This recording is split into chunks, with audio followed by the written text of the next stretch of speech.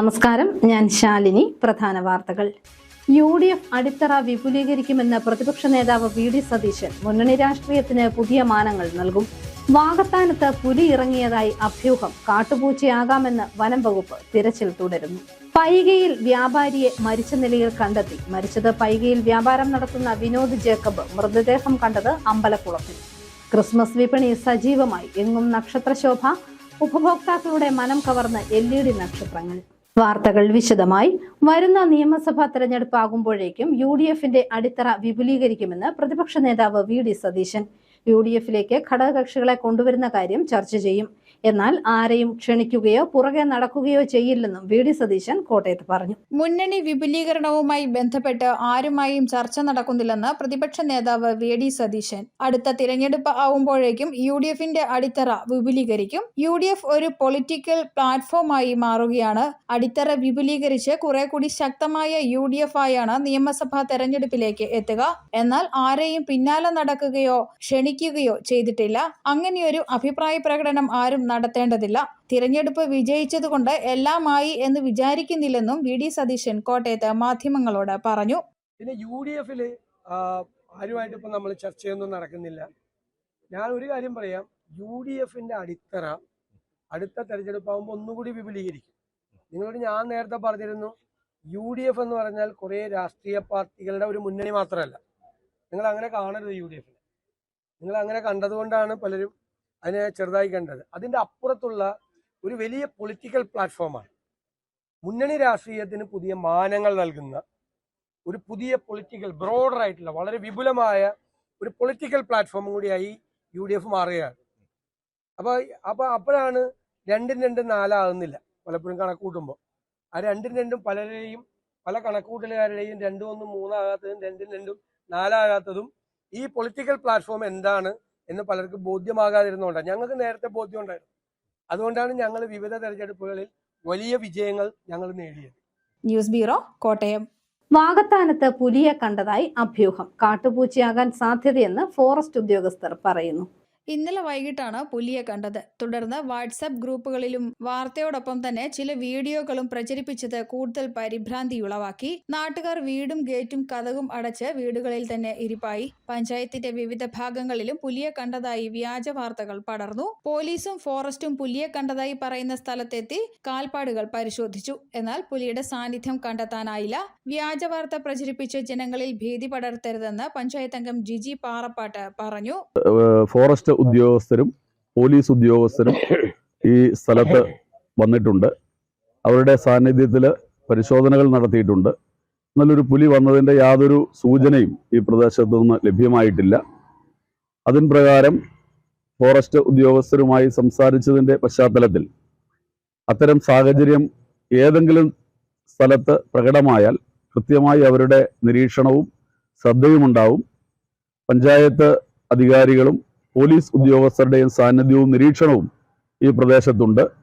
ജനങ്ങൾ ഒരു തരത്തിലുള്ള ഭീതിയിലും പോകേണ്ട കാര്യമില്ല. അത്തരത്തിലുള്ള ഒരു സാഹചര്യവും ഇപ്പോൾ ഈ നാട്ടിൽ നിലനിൽക്കുന്നില്ല.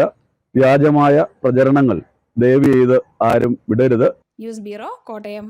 വ്യാപാരിയെ കുളത്തിൽ മരിച്ച നിലയിൽ കണ്ടെത്തി. പൈക ടൗണിൽ വ്യാപാരം നടത്തുന്ന ബിനു എന്ന വിനോദ് ജേക്കബാണ് മരിച്ചത്. പൈകയിൽ വ്യാപാരിയെ കുളത്തിൽ മരിച്ച നിലയിൽ കണ്ടെത്തി. പൈക ടൗണിൽ വ്യാപാരം നടത്തുന്ന വിനു കൊട്ടാരത്തിലിനെയാണ് മരിച്ച നിലയിൽ കണ്ടെത്തിയത്. പൈക ചാമുണ്ടേശ്വരി ക്ഷേത്രത്തിന്റെ ഉടമസ്ഥയിലുള്ള സ്ഥലത്തെ കുളത്തിലാണ് മൃതദേഹം കണ്ടെത്തിയത്. ഈ കുളത്തിന് ചുറ്റുമതിലില്ല. പാലാ പോലീസ് സ്ഥലത്തെ അന്വേഷണം ആരംഭിച്ചു. ഇന്നലെ വീട്ടിൽ എത്താത്തതിനെ തുടർന്ന് സുഹൃത്തുക്കൾ ഇന്ന് രാവിലെ നടത്തിയ തിരച്ചിലിലാണ് കുളത്തിൽ മരിച്ച നിലയിൽ കണ്ടെത്തിയത്. News bureau, Pala. ക്രിസ്തുമസിന്റെ വരവറിയിച്ച് നക്ഷത്ര വിപണി സജീവമായി. പല നിറത്തിലും രൂപത്തിലുമുള്ള നക്ഷത്രങ്ങൾ കടകളിൽ സ്ഥാനം പിടിച്ചു കഴിഞ്ഞു. ക്രിസ്മസ് കളറാകണമെങ്കിൽ നക്ഷത്രങ്ങൾ കൂടിയേ തീരൂ. ക്രിസ്തുമസിന്റെ വരവറിയിച്ച് ക്രിസ്മസ് വിപണി സജീവമായി. പല വലിപ്പത്തിലും നിറങ്ങളിലുമുള്ള നക്ഷത്രങ്ങൾ കടകളിൽ സ്ഥാനം പിടിച്ചു കഴിഞ്ഞു. പേപ്പറിൽ തീർത്ത നക്ഷത്രങ്ങൾ പ്ലാസ്റ്റിക് നക്ഷത്രങ്ങൾക്കും LED നക്ഷത്രങ്ങൾക്കും വഴിമാറിയിട്ട് കാലങ്ങളായി. 100 രൂപ മുതലുള്ള LED നക്ഷത്രങ്ങൾ വിപണിയിലുണ്ട്. 250 രൂപയുടെ LED നക്ഷത്രത്തിനാണ് ഡിമാൻഡ്. വർണ്ണ നക്ഷത്രക്കൂട്ടങ്ങൾ വിപണിയിലെ താരമാണ്. ഡിസംബറിൽ പകലുകളേക്കാൾ മനോഹാരിത രാത്രികൾക്കാണ്. വർണ്ണ നക്ഷത്രങ്ങളും പുൽക്കൂടുകളും മനോഹരമായ ക്രിസ്മസ് ട്രീയും നിറഞ്ഞ നാടും വീടുകളുമാണ് ഇനിയുള്ള 10 ദിവസങ്ങളെ വർണ്ണാഭമാക്കുന്നത്.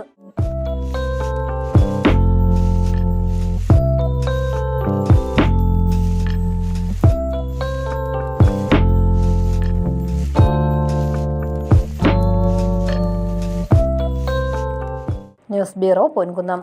പാല ഐങ്കൊമ്പിന് സമീപം കാറുകൾ കൂട്ടിയിടിച്ച് 9 പേർക്ക് പരിക്കേറ്റു. ശബരിമല ദർശനം കഴിഞ്ഞ് മടങ്ങിയ തൃശൂർ സ്വദേശികളുടെ വാഹനവും മറ്റ് 2 കാറുകളുമാണ് അപകടത്തിൽപ്പെട്ടത്. പാല തൊടുപുഴ റോഡിൽ ഐങ്കൊമ്പിന് സമീപം കാറുകൾ കൂട്ടിയിടിച്ച് 9 പേർക്ക് പരിക്കേറ്റു. ശബരിമല ദർശനം കഴിഞ്ഞ് മടങ്ങിയവരുടെ കാറും മറ്റ് 2 കാറുകളുമാണ് അപകടത്തിൽപ്പെട്ടത്.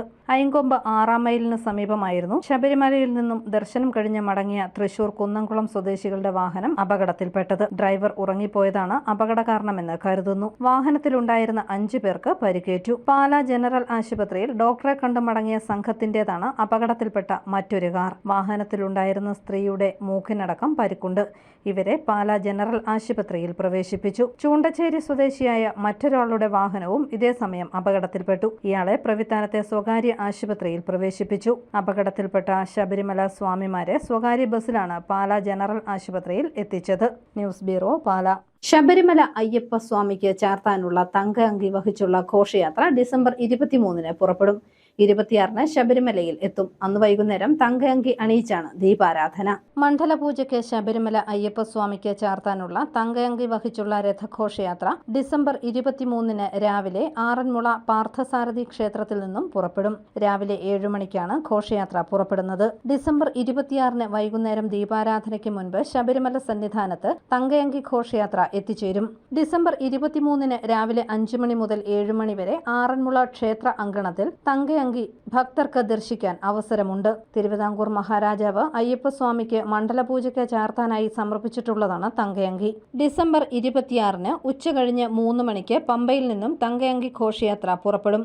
അന്നേ ദിവസം വൈകുന്നേരം 5 മണിക്ക് ശരംകുത്തിയിൽ എത്തിച്ചേരും. ഇവിടെ നിന്നും ആചാരപൂർവ്വം ആനയിച്ച് സന്നിധാനത്തേക്ക് ആനയിക്കും. 18-ാം പടി കയറി സോപാനത്ത് എത്തുമ്പോൾ തന്ത്രിയും മേൽശാന്തിയും ചേർന്ന് ഏറ്റുവാങ്ങി അയ്യപ്പ വിഗ്രഹത്തിൽ തങ്കയങ്കി ചാർത്തി 6:30-ക്ക് ദീപാരാധന നടത്തും. 27-ാം തീയതി ഉച്ചയ്ക്ക് തങ്കയങ്കി ചാർത്തി മണ്ഡലപൂജയും ഉണ്ടാവും. News bureau, Erumeli. പ്രധാന വാർത്തകൾ ഒരിക്കൽ കൂടി. UDF അടിത്തറ വിപുലീകരിക്കുമെന്ന് പ്രതിപക്ഷ നേതാവ് VD സതീശൻ. മുന്നണി രാഷ്ട്രീയത്തിന് പുതിയ മാനങ്ങൾ നൽകും. വാകത്താനത്ത് പുലി ഇറങ്ങിയതായി അഭ്യൂഹം. കാട്ടുപൂച്ചയാകാമെന്ന് വനം വകുപ്പ്. തിരച്ചിൽ തുടരുന്നു. പൈകയിൽ വ്യാപാരിയെ മരിച്ച നിലയിൽ കണ്ടെത്തി. മരിച്ചത് പൈകയിൽ വ്യാപാരം നടത്തുന്ന വിനോദ് ജേക്കബ്. മൃതദേഹം കണ്ടത് അമ്പലക്കുളത്തിൽ. ക്രിസ്മസ് വിപണി സജീവമായി. എങ്ങും നക്ഷത്രശോഭ. ഉപഭോക്താക്കളുടെ മനം കവർന്ന് LED നക്ഷത്രങ്ങൾ. ഈ ബുള്ളറ്റിൻ പൂർണ്ണമാകുന്നു. നമസ്കാരം.